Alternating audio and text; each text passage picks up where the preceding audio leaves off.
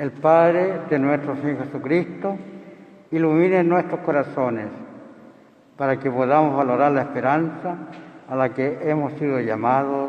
Aleluya.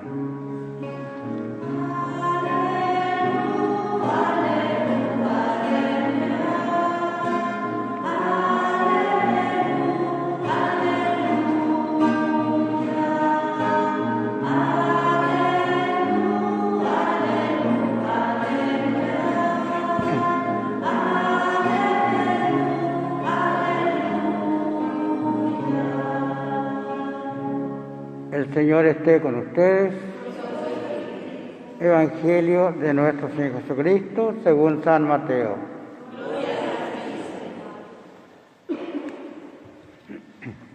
Jesús comenzó a anunciar a sus discípulos que debía ir a Jerusalén y sufrir mucho de parte de los ancianos, de los sumos sacerdotes y de los escribas, que debía ser condenado a muerte y resucitar al tercer día.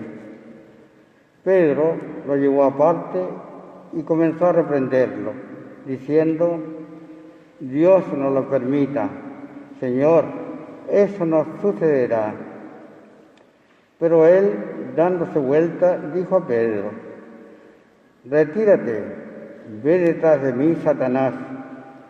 Tú eres para mí un obstáculo, porque tus pensamientos no son los de Dios, sino los de los hombres. Entonces Jesús dijo a sus discípulos: El que quiera seguirme, que renuncie a sí mismo, que cargue con su cruz y me siga. Porque el que quiera salvar su vida la perderá, y el que pierda su vida a causa de mí la encontrará. ¿De qué le sirve al hombre ganar el mundo entero si pierde su vida? ¿Y qué podrá dar el hombre a cambio de su vida? Porque el Hijo del Hombre vendrá en la gloria de su Padre, rodeado de sus ángeles, y entonces pagará a cada uno de acuerdo con sus obras. Palabra del Señor.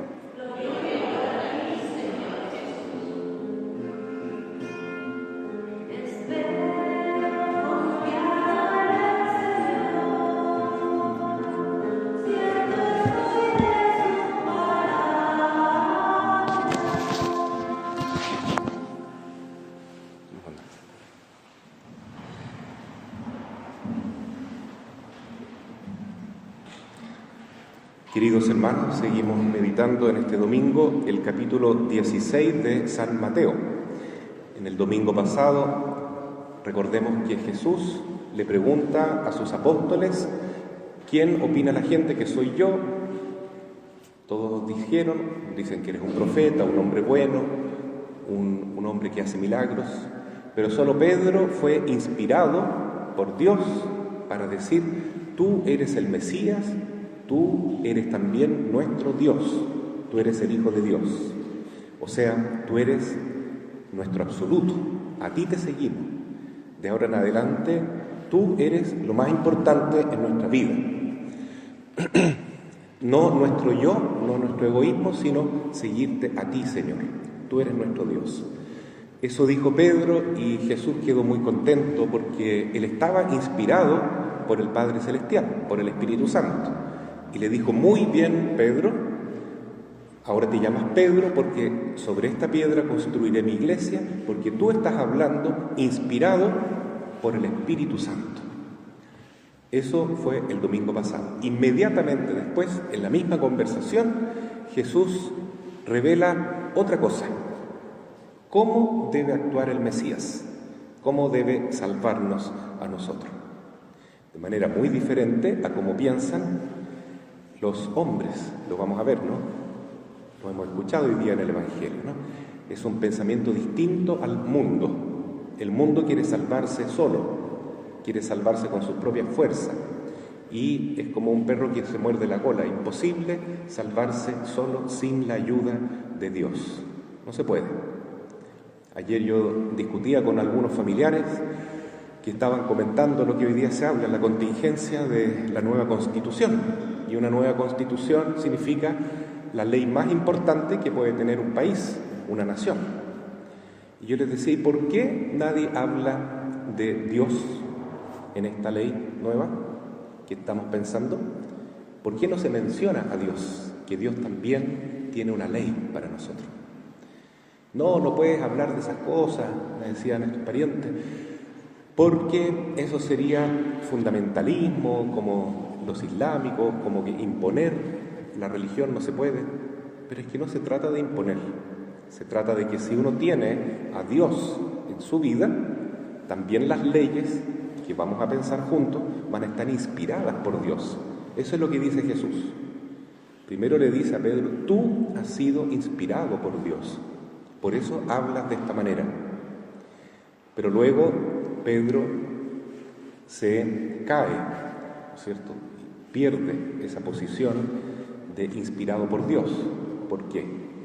Porque Jesús dice, yo voy a salvar al mundo, no como el mundo quiere, con espada, con guerra, con tanques, con leyes propias, con políticos, que esas cosas son estructuras mundanas que nosotros necesitamos, pero que no nos van a salvar de ninguna manera.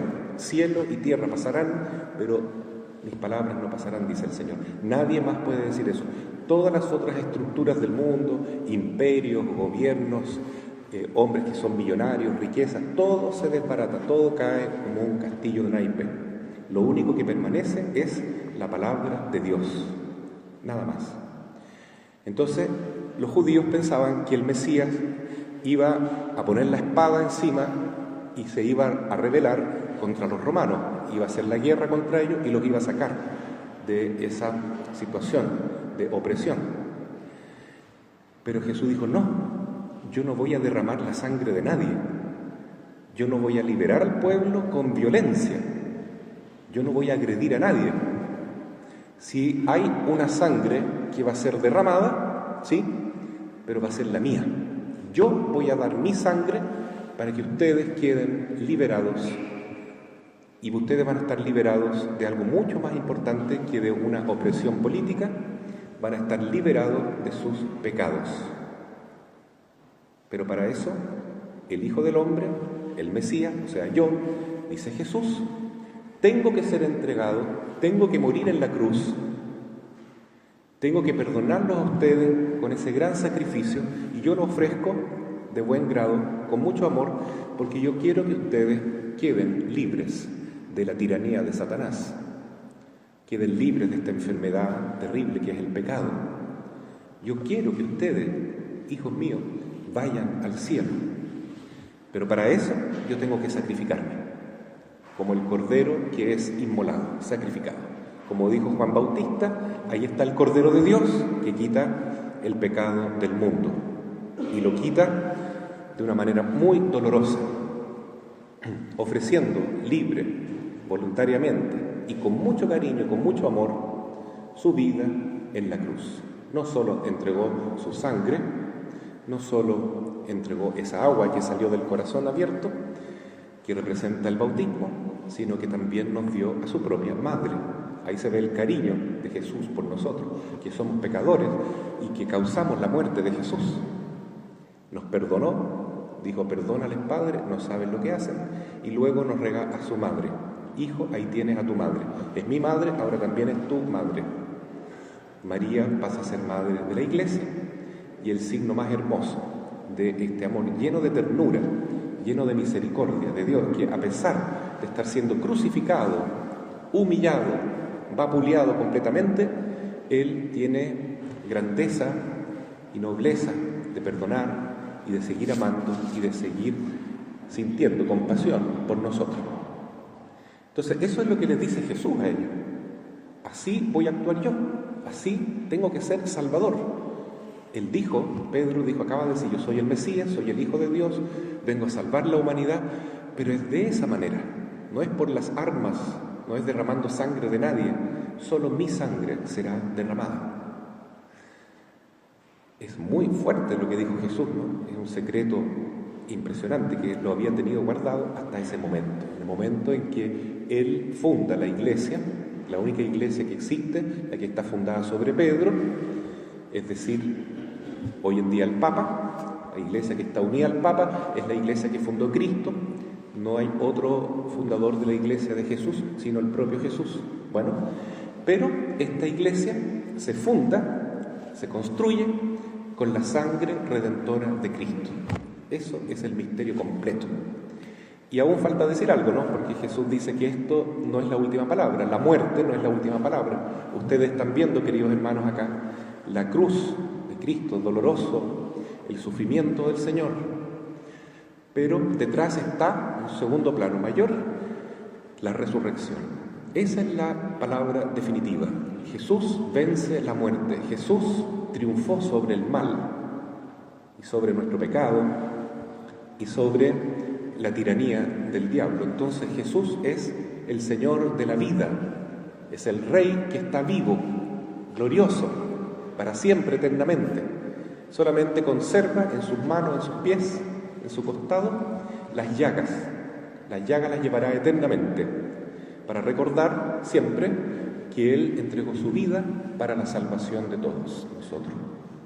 Queridos hermanos, esta es la gran noticia que Jesús nos revela y que los cristianos tenemos también la gran misión de propagar, de anunciar.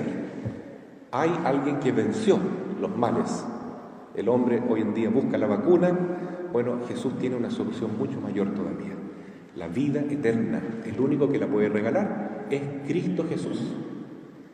Y eso lo tenemos que decir nosotros, los cristianos, de todas las edades. Qué bonito que hoy día estoy viendo más niños acá en la iglesia. Hay varios niñitos que han venido al templo. De a poquitito vienen volviendo. Hay que vencer el miedo, porque los niños también son misioneros.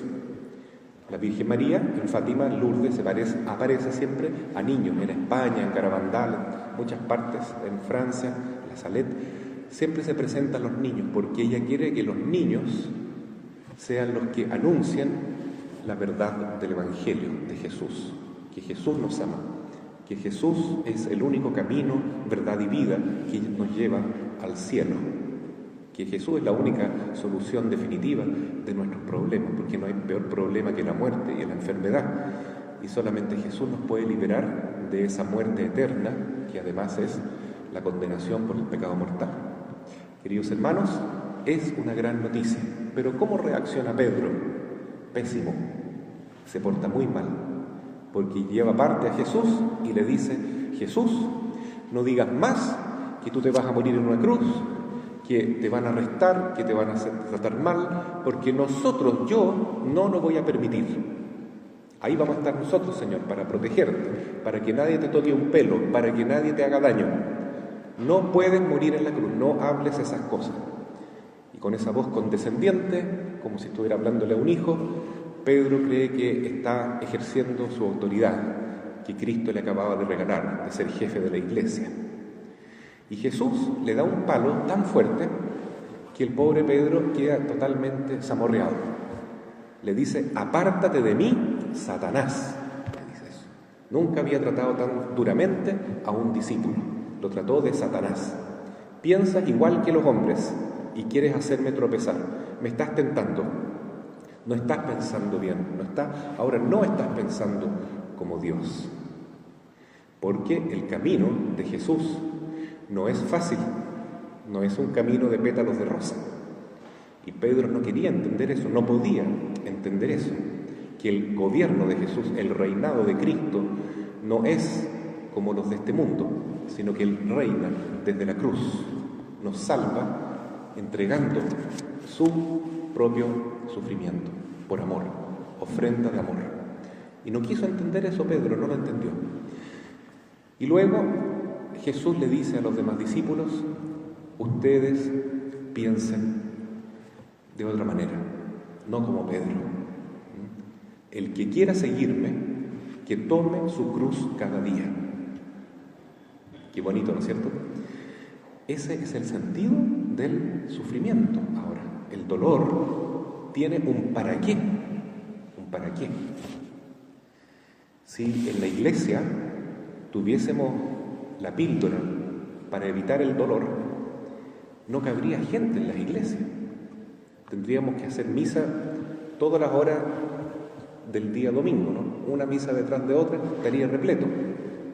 Porque si cada persona que viniera al templo supiese, yo después de la misa no voy a tener ningún dolor, se me van a sanar todas mis enfermedades, se me van a solucionar todos mis problemas que tengo en la vida, entonces, bueno, tendríamos mucha más gente, pero no es así. Jesús no nos dice, síganme y yo les quitaré todo su sufrimiento, sino que Él nos dice, síganme, porque yo tengo que sufrir, tomar la cruz, pero esa cruz nos va a redimir, nos va a purificar, nos va a llevar al cielo, nos va a llevar a la resurrección. El que quiera seguirme, cargue todos los días su cruz. Entonces, Pablo lo dice muy bonito y expresa, si nosotros sufrimos con Cristo, creemos que con Él viviremos. Si nosotros servimos con Jesús, creemos que con Él reinaremos. Y si nosotros morimos con Cristo, creemos que con Él resucitaremos. En la iglesia no tenemos la solución de los problemas, pero sí podemos decir cuál es el sentido de nuestra cruz. ¿Por qué tenemos que cada día abrazar nuestro dolor, nuestras pruebas? Es porque tenemos que estar con Jesús. Eso es. Jesús pasa por esta puerta estrecha, que es el Calvario, y los verdaderos cristianos van a estar con Él. No le van a hacer el quite a su cruz. Van a querer sufrir con Cristo. Por eso dice Jesús, el que quiera venirse conmigo, tome su cruz cada día. Ahora, queridos hermanos, no basta con sufrir con Cristo.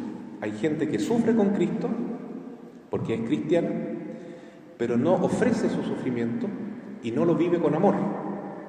Entonces dice Jesús, tome su cruz cada día y sígame cada día. ¿Qué significa seguir a Jesús? Vivir en la gracia de Dios, dejar el pecado, tratar de vivir amando, sirviendo, siguiendo el ejemplo de Jesús. Y obviamente vamos a tener dificultades, caídas, nos vamos a equivocar 1000 veces, pero 1000 veces nos levantaremos y seguiremos con nuestra cruz, tratando de imitar a Jesús, de amar al prójimo, de ayudar a los demás, como Cristo lo hizo, de dar nuestra vida, si es necesario, por los que amamos, de perdonar a nuestros enemigos, como Cristo lo hizo. Eso es tomar la cruz, sufrir por nuestros hijos, aguantar las penas de la vida, pero ofreciéndolas con Jesús y dándole este nuevo sentido. Hagamos la prueba. Digamos, en el momento duro, el momento difícil, aunque sea un dolor de muela, te lo ofrezco, Jesús. Quiero estar a tu lado. Te lo ofrezco por los que están más alejados de ti, por aquellos que si se mueren se van a ir al infierno, para que se conviertan, para consolar el corazón inmaculado de María. Te ofrezco esta prueba, este dolor, este sufrimiento, para reparar tu sagrado corazón, que sufre tanta indiferencia y abandono. Te lo ofrezco por mi familia, para que estemos más unidos, para que nunca nos apartemos de ti. Eso es darle un sentido al sufrimiento, sufrir con Cristo, perdonar las ofensas, y el premio va a ser muy, muy grande. El pensamiento de Pedro en esta segunda parte fue muy penoso, ¿no? Porque él era igual que el diablo. Jesús sufrió, se acordó de esa tentación que tuvo en el desierto. Era lo mismo, ¿no? Cuando el diablo le decía a Jesús, mira, la solución es pan, poder y dinero, placer, plata y poder, prestigio humano. ¿Quieres poder? Adórame, arrodíllate delante de mí. Y mucha gente hoy en día se postra delante del diablo para tener más poder, más fama, más prestigio. Jesús le dice, no, solo a Dios adorarás. Jesús quiere ser famoso, quiere tener tu yo, tu ego grande. Tírate de la punta del templo y los ángeles te liberarán. Y Jesús le dice, no, Satanás, no. Solo a Dios tú no lo puedes tentar. No tentarás al Señor tu Dios. Ese es la tentación del dinero. Cuando creemos que con la platita vamos a lograr ser grandes personas, y es una ilusión eso. No tentarás al Señor tu Dios. El dinero es necesario como medio, pero no debe ser adorado como un Dios. Jesús venció la tentación. Y la primera, la más común, es: Jesús, está pasándolo mal. Fácil, convierte la piedra en pan. Date un gustito con tu poder. Y Jesús le dice: no solo de pan vive el hombre. Entonces el pensamiento de Jesús es un pensamiento divino, es un pensamiento, un sentimiento lleno de amor divino, y es lo que Él quiere compartir con nosotros. Que no pensemos de manera mundana, de manera diabólica, de manera puramente humana, porque el ser humano está contaminado por el pecado original. Estamos todos contagiados por la concupiscencia.